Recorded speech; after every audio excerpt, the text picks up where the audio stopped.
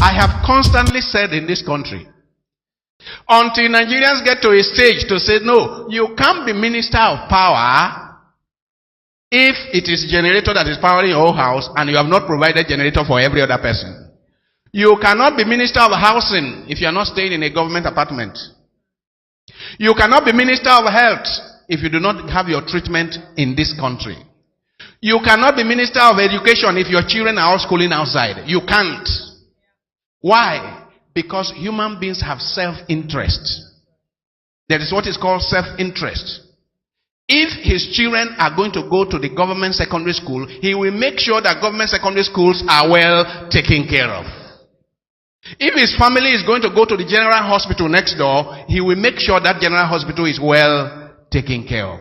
But as long as leaders do not share in the plight of the people, as long as leaders can fly to the US, to UK, to Dubai for their health care and condemn the people to this kind of conditions here, as long as that is the situation, we are not moving anywhere. So Nigerians will have to rise up and say, no, you can't be our minister for education because your children are not schooling here.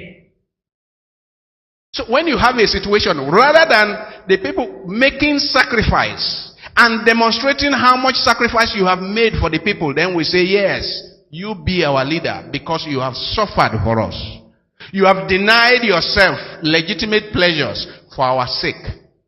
That is what used to qualify people for leadership. Now, we have people who conquer us. They conquer us, then they take the resources of our land to reconquer us and remain there, and it becomes difficult to move them out of power. But someday, as I always say, the revenge of the poor is at the corner. The revenge of the poor is coming. And that one, you will not be able to do anything about it. You can have your jeep. You can have your generators. You can have everything bulletproof. But the revenge of the poor, it happened in France. It happened in Russia. It has just happened in Sudan. It will happen here. Unless we change our course, we will end up where we are heading. And where we are heading now is unfortunately, it's a violent revolution. That's where we are heading, unless we change our course. And I am not just talking of leaders in the national level. I'm not talking of presidents and governors and senators and House of Reps. I'm talking of all of us who are privileged. I hope you know. And many of us here, most of us here are privileged. What is our concern for the people next door?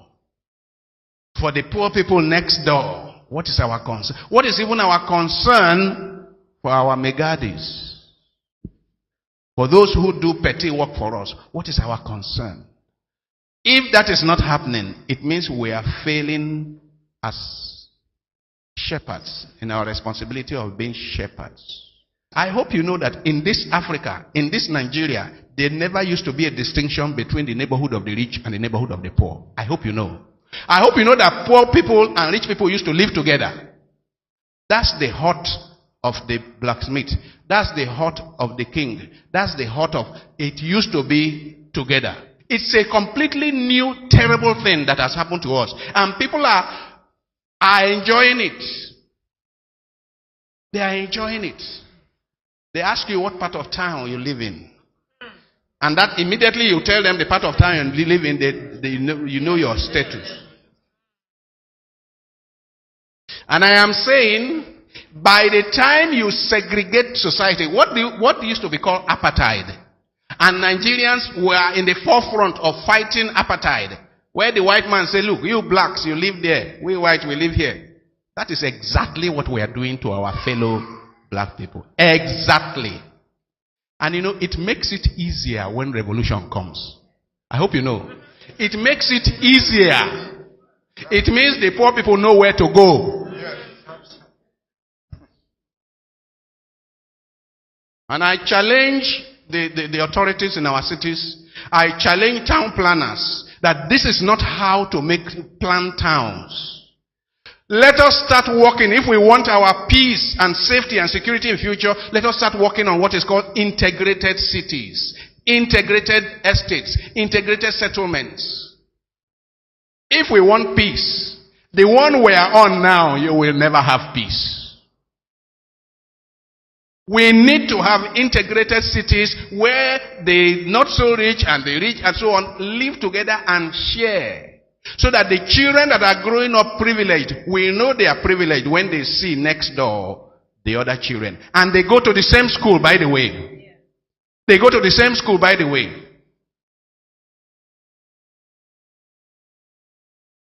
When I was in primary school, everybody went to that primary school. We never knew that anyone was rich or anyone was poor. And that helped us. That helped us. But the society we are creating today, I am saying it is not sustainable. What did I call it? It's not sustainable. We can't run a society like this for the next 100 years. It's not possible. So if you have a future, if you dream of a future for your children and grandchildren, you need to join me in shouting against this. If you dream of a future for your children and grandchildren, you need to join me in saying, this is inappropriate, this is dangerous, this is destructive. Like I said, it is not our high walls, it is not our barbed wires, it is not our electrified fences that will save us. What will save us is that the poor should be included at the dining table. Yes, the poor and the handicapped and the widow and the orphan, they should be included at the dining table. That is what will save us.